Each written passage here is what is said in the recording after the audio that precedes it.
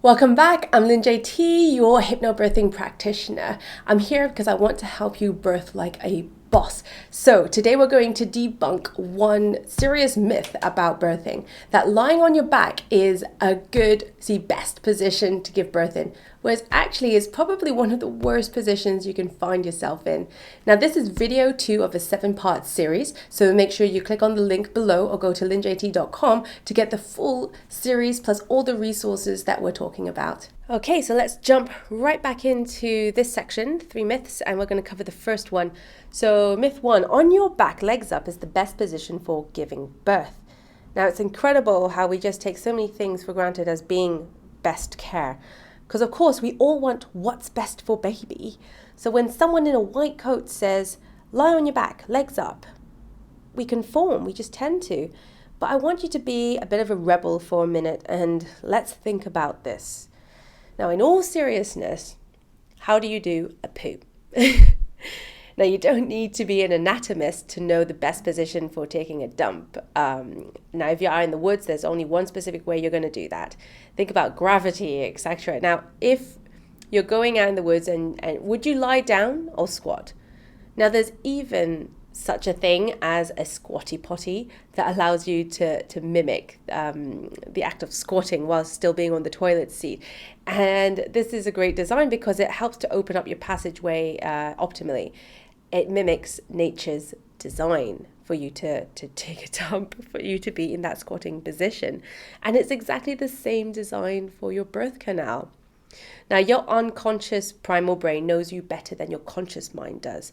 It knows your insides, how to make the birth canal best aligned, how to widen the pelvis even, and shorten baby's total exit line and widen it.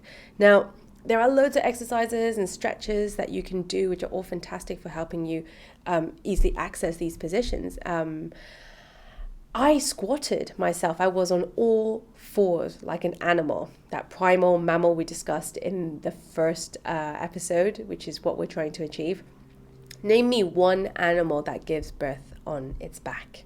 It all seems kind of obvious now. Now, also think about how is this affecting your strategy, the one strategy that we're trying to follow here.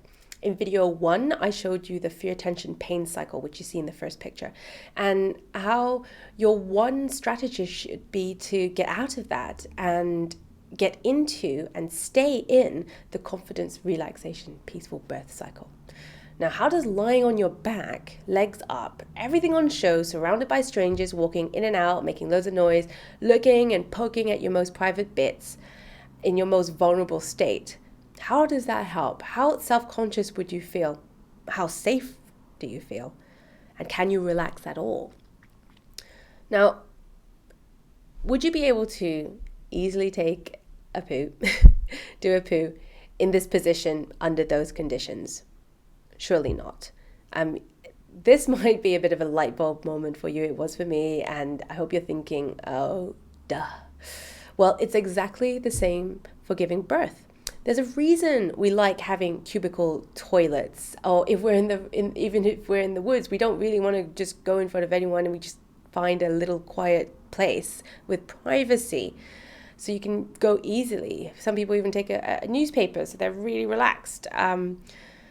Guys, have you ever had stage fright when you go to the urinals and you just sense that someone might be peering over your shoulder, even if maybe they're not, but just that's enough to get you on edge, to throw you into that negative cycle and stopping you physiologically from going?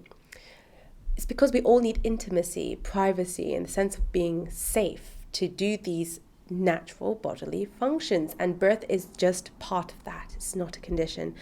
So it's important for you to be free in your movements, to choose your positioning, to follow what your instincts are asking your body to do, and to be confident in managing your environment and being proactive with the right tools and taking charge of creating that right environment for yourself.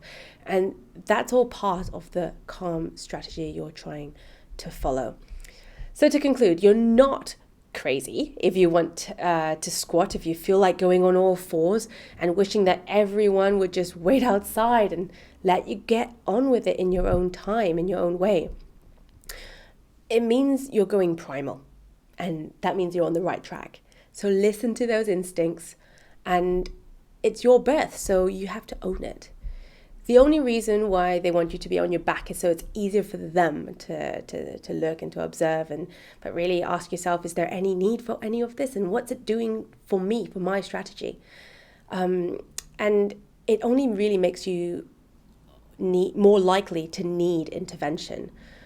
Of course, in the event of an emergency where you might have to have intervention, and of course you need to assume whatever position they ask you to get into. But if all's well, then just follow your instincts and guard your privacy and stay in the zone. Okay, so make sure you get the free resources and the full video series of this just by clicking the link below, and I shall see you in the next video.